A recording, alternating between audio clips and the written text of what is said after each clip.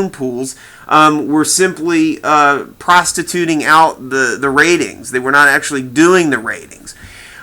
So you had two factors that led our allies, primarily Germany, Taiwan, Switzerland, France, others.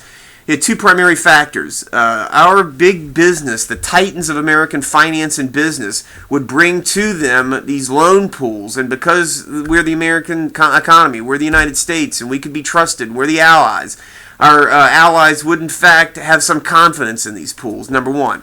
Number two, they'd look at the independent ratings of the agencies and determine that, well, heck, these things have to be good because they're rated AA by Standard & Poor's or Moody's and all that sort of thing. That's the first side of it. Well, good money was being made by the mortgage brokerage firms that were originating these loans. But even better money was being made by the Wall Street firms that were packaging these pools to be sold off to our investment houses. Each step along the way, they'd take their cut. The mortgage broker down at the individual local level would close a loan in John Q. homeowner's home, and he would take a nice fat fee. Individually, he would take a couple $1,000. That's good money. Some of these loan brokers were making, six figures.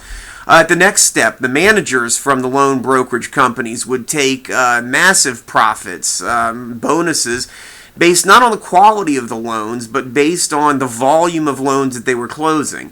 The next step is once that subprime lender would package and aggregate together a couple of $1 million worth of loans in his region, they would be packaged and aggregated into the trust that made its way up to New York City. And once New York began to package these thousands of loans from across the country, then that Bear Stearns, that Merrill Lynch, that whomever was packaging that pool would take $1 million profit on the trust that they had accumulated, and then presumably the investment houses that were buying into there. So what I'm describing a picture of is money that was coursing all up and down throughout the entire process, from the loan that was closed at the low level to the time it was packaged up in the processing centers for the subprime lenders.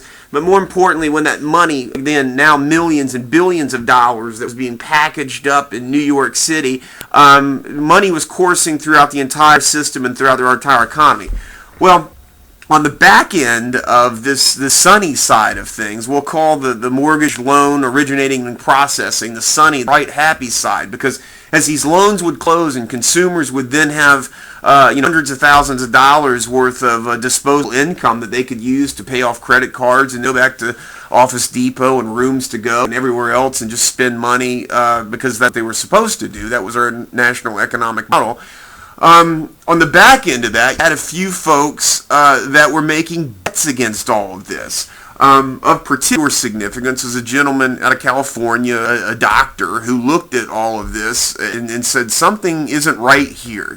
We've got school teachers that make $30,000 a year who are qualifying for loans for $500,000. You have immigrant housekeepers that are taking out 5 loans, aggregating, $5 million or whatever. But he just started looking at very basic economics and said, hold on a second.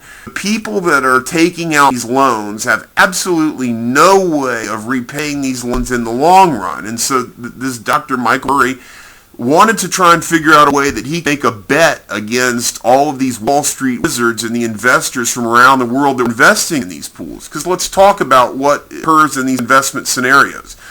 When all these mortgage loans are aggregated and placed into big pools, and Wall Street packages them, and then Wall Street goes and sells these pools that then have an aggregate total of $10 million to the investors, the tranche investors, the bet that they're making is that the American consumer that are making all these mortgage payments into the pool, the American consumer are going to continue to make the bets in these pools. But we take a closer examination of loans that are in these pools and the underlying financial realities and economic realities of these pools.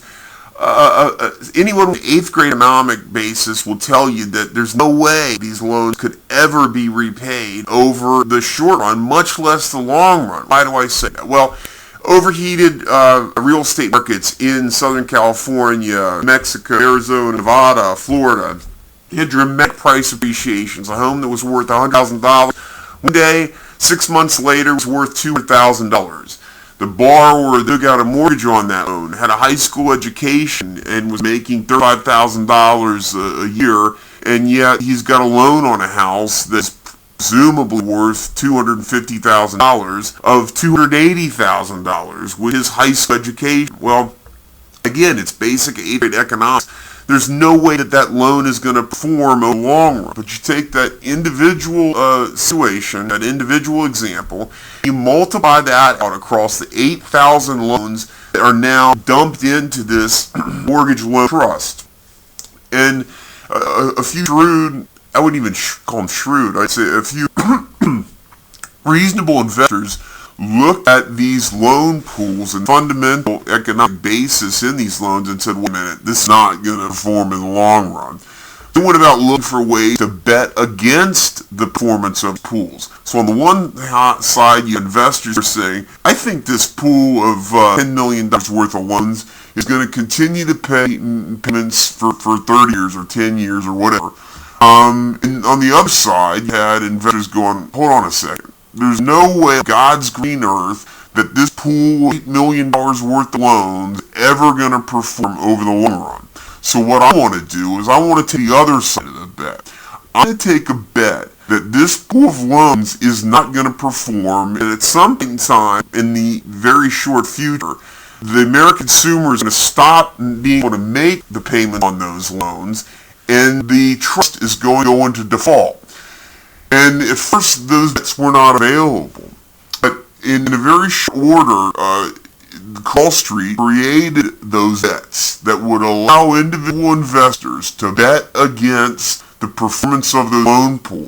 And again, when you look at the basic economics, you'd say to yourself, that's got to be the greatest bet in the world. Because on one hand, you have a bet where all of the American consumers, majority of the consumers, have to continue making payments into the mortgage pools, despite the fact that the houses are vastly overpriced and that they don't have the economic wherewithal to continue making the payments, even in an improving economy.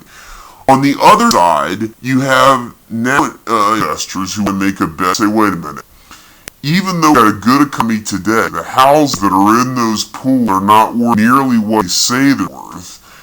The borrowers who have taken out the mortgages don't have near the credit scores that are saying they have. And the borrowers don't have, even now or in the future, the ability to make the income to pay the mortgages.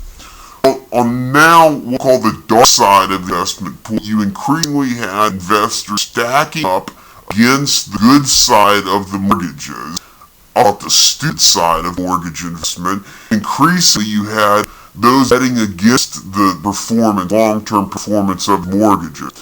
And this began a process whereby the mortgages, the mortgage lenders had to continue to find more and more mortgages, but the money was being made by finding mortgage pools, by funding and putting together these mortgage pools was seen. Remember that in the years 2002, 2006, Wall Street were booking record profits. They were booking these record profits because they were aggregating and collecting more and more mortgages from all across the country. If you remember what things were like back to those years, when you pick up your mail, when you get from work, you'd be absolutely bombarded with direct mail solicitations to refinance your mortgage, to give you a mortgage. And remember what it was like.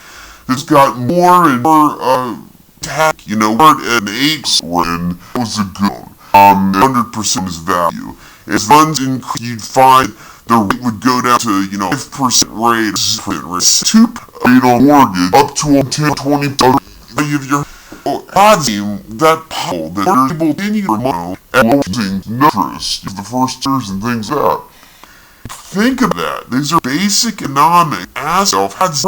Back then, the Chinese ones back when they were getting together in billion-dollar pools, and the shifting Washington D.C. the loans that were more than sold to our allies friends with these loans. actually a lot of things that they actually did, but it's a whole nother issue. There was fraud going on. They were killing the investors. The case of this war. During a war, you found all the more jail man to Milan or